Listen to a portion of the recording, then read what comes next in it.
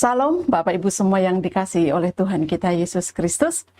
Hari ini hari Rabu tanggal 7 Mei 2025, kita memasuki pembahasan seminggu bersama Abdi Allah dari Yehuda, hari yang terakhir atau hari yang ketujuh dengan judul renungan, Jangan Memberontak. Firman Tuhan kami ambil dari 1 Raja-Raja 13 ayat yang ke-26, demikian firman Tuhan.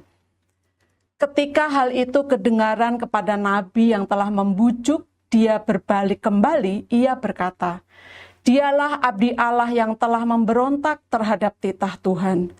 Tuhan menyerahkan dia kepada singa yang mencabik dan membunuhnya sesuai dengan firman Tuhan yang diucapkannya kepadanya." Kepada lembaga apapun atau kepada siapapun di mana seseorang bernaung di bawahnya, pemberontakan adalah suatu tindakan yang pasti akan mendapatkan hukuman, bahkan hukuman yang berat, sebab hal itu menunjukkan ketidaksetiaan orang itu. Apalagi pemberontakan terhadap Tuhan dan firman-Nya pasti akan dihukum olehnya. Demikianlah yang dialami oleh abdi Allah dari Yehuda itu. Menariknya, yang menyatakan bahwa abdi Allah itu telah memberontak terhadap perintah Tuhan adalah nabi tua yang telah membohonginya. Dikatakan oleh nabi tua tersebut, "Dialah abdi Allah yang telah memberontak terhadap titah Tuhan.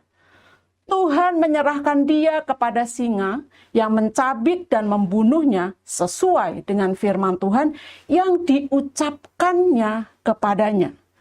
Lihat 2 poin dari pernyataan nabi tua ini. Memberontak terhadap titah Tuhan. Nabi tua itu tidak mengubah sebutan dari status hamba Tuhan itu, yaitu abdi Allah.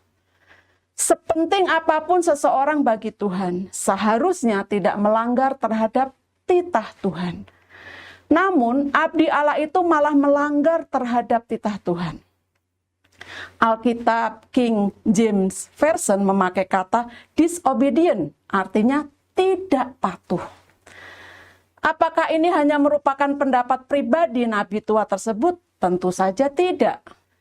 Pernyataan nabi tua itu didasarkan pada apa yang sudah dilakukan oleh abdi Allah tersebut, di mana dia memilih untuk tidak taat terhadap perintah Tuhan hanya karena menghargai permintaan nabi tua tersebut.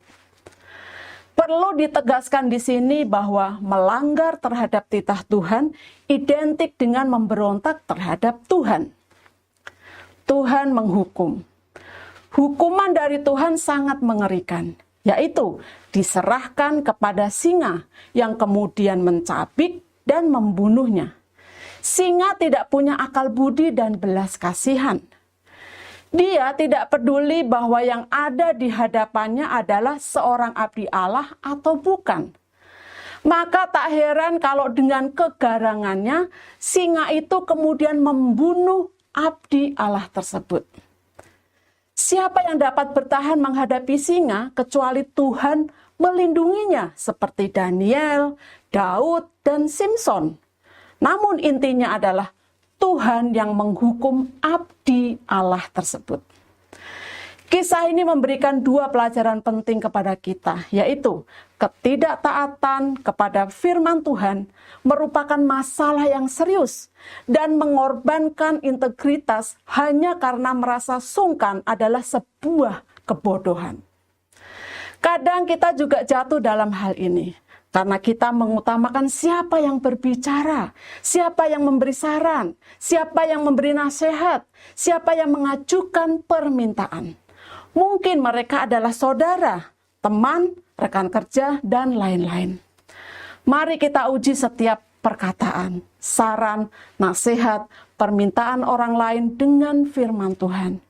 Jika ada perbedaan, apalagi bertolak belakang dengan firman Tuhan, kita harus tetap memilih untuk setia pada firman Tuhan. Jangan pernah melanggar titah Tuhan karena itu artinya memberontak kepada Tuhan. Dan hukuman telah tersedia bagi pemberontak. Kata-kata bijak. Pelanggaran terhadap titah Tuhan akan mendatangkan hukuman atas kita. Bapak Ibu, mari tundukkan kepala kita untuk berdoa. Tuhan, ajarku untuk setia pada firman-Mu, dan mampukan aku untuk tidak melanggar firman-Mu. Dalam nama Tuhan Yesus aku berdoa dan bersyukur. Amin. Puji Tuhan, kiranya pembahasan seminggu bersama Abdi Allah dari Yehuda ini menjadi berkat bagi kita semua. Tuhan Yesus memberkati. Amin.